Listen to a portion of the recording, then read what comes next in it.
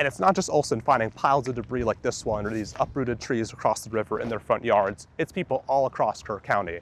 But still, officials are unclear about when a cleanup will begin or how long it'll take. This area near the Guadalupe River is one of the hardest hit, with piles of debris standing at over 6 feet tall, meaning this will be one of the first areas to be cleaned. And as closing day draws near, for Donhauser, emotions are flying high, just like this ride. Probably nothing shows how forceful these floodwaters were than this metal pole right here, which used to sit 25 feet in front of me, but now it's been pushed all the way over here, almost like it was nothing. Bugs infesting a tub of flour, rodent poop, and ants roaming the kitchen, what Metro Health is doing to fix this downtown bakery's poor health scores. The Guadalupe River is calm, a far cry from 5 days ago, where our surroundings show us just how high the water got. Downtown drivers aren't the only ones fed up with the constant construction. Magic Theater says their ticket sales have only continued to drop while all this drags on.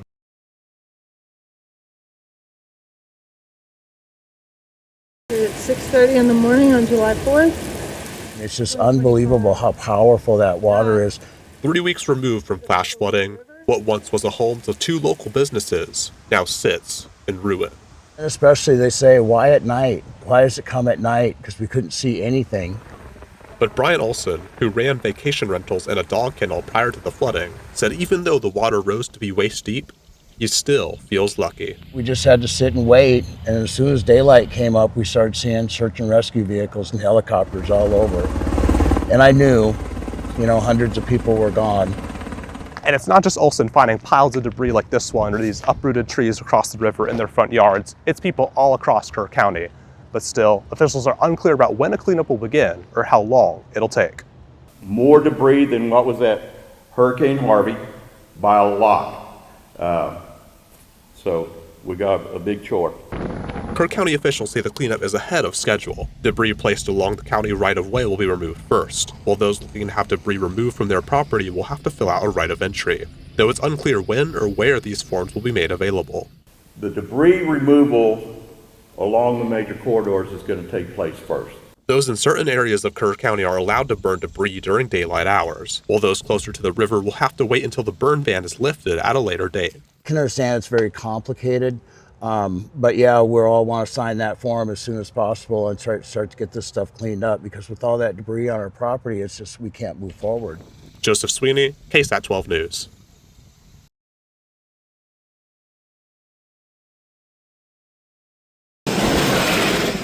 After 18 years, the Seguin Staples ZDT's amusement park is closing its doors. Owner Sarah Donhauser says while it was a tough choice, the move has been coming for the past few years. Our plan was to retire within 4 years, but this summer it became apparent that we needed to go ahead and close at the end of this summer. And as closing day draws near, for Donhauser, emotions are flying high, just like this ride. What we did was a really cool thing. We felt it that, we've impacted a lot of lives. We brought lots of happy memories to a lot of people. The park doesn't close until August 17th, and in the meantime, people from across Texas are coming to say their goodbyes. This is like a little hidden jewel in Seguin. Like attendee Kim Monroe, who trekked the nearly 8-hour drive from her East Texas home. We've had so much fun on the water slides. There's never any crowds. The games are fun. It's clean. Everybody's helpful and nice. Even still, new attendees are able to call the park home, even in its final days. Yeah. It's really fun. I love the roller coaster. It's pretty fast. Golf carts, they're really fun. I don't think it should close. In my honest opinion, I don't think it should close because it's really just a fun place. And if you want to spend some quality time with your family, this should be the place.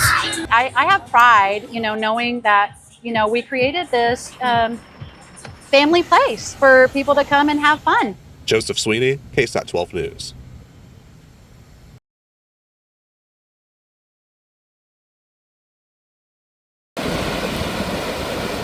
The Guadalupe River is calm, a stark contrast to the hill country floods that happened here 3 weeks ago. Kendall County was blessed in one critical way. There have been no reports of missing residents from within Kendall County itself. State leaders say there are still 2 people missing from these floods, but there has been no indication their bodies are in Kendall County. So, they're starting cleanup. This area near the Guadalupe River is one of the hardest hit, with piles of debris standing at over 6 feet tall, meaning this will be one of the first areas to be cleaned.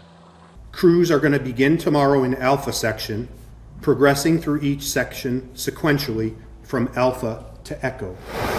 County officials expect the cleanup to last from 8 to 10 weeks. Debris will be moved to a state-approved location so it can be properly disposed of at a later date. Is not a dump site where a private citizen can go with a truckload of material to deliver. It won't be accepted. The only trucks that will be going in and out of that site will be the debris removal. And Kendall County has also created a call center so residents can get up-to-date information on the cleanup. Those able to remove debris from their property are able to leave it near the right-of-way, where contractors will carry it off free of charge. Those unable to move debris will be helped at a later date. We have a 50-acre site that the county owns that TCEQ approved for the deposit of all the trash and debris. It's a temporary location, but all trash and debris is going to be taken to this location. Joseph Sweeney, KSAT 12 News.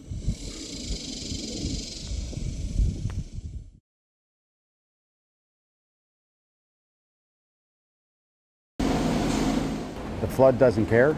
It doesn't care whether there's people there or how many resources it gets. A small community left to respond to the over 40 feet of floodwater that swept through the Texas Hill Country.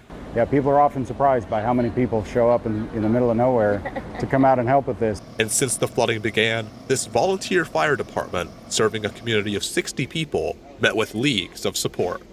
If you're seeing responders from Alabama, Tennessee, or anywhere across the state, you're not imagining things. They're all coming here to Sisterdale to help this small community. And we're filling in some of the gaps and supporting them. We've been feeding them and letting them rehab and that kind of stuff here. And it really takes a village. And I think one of the things that makes Sisterdale specifically well suited to this is that, unlike a lot of fire departments, our department has responders, but the responders are a subset of the community membership. Meanwhile, local residents are finding their own ways to pitch in.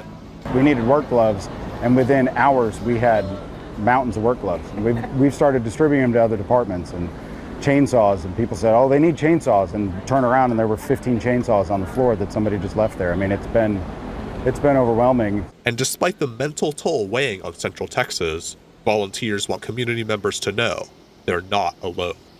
There's no stigma to this. Everybody's suffering the same things, and somebody who has done more than somebody else doesn't necessarily carry more burden than somebody else. Joseph Sweeney, KSAT 12 News.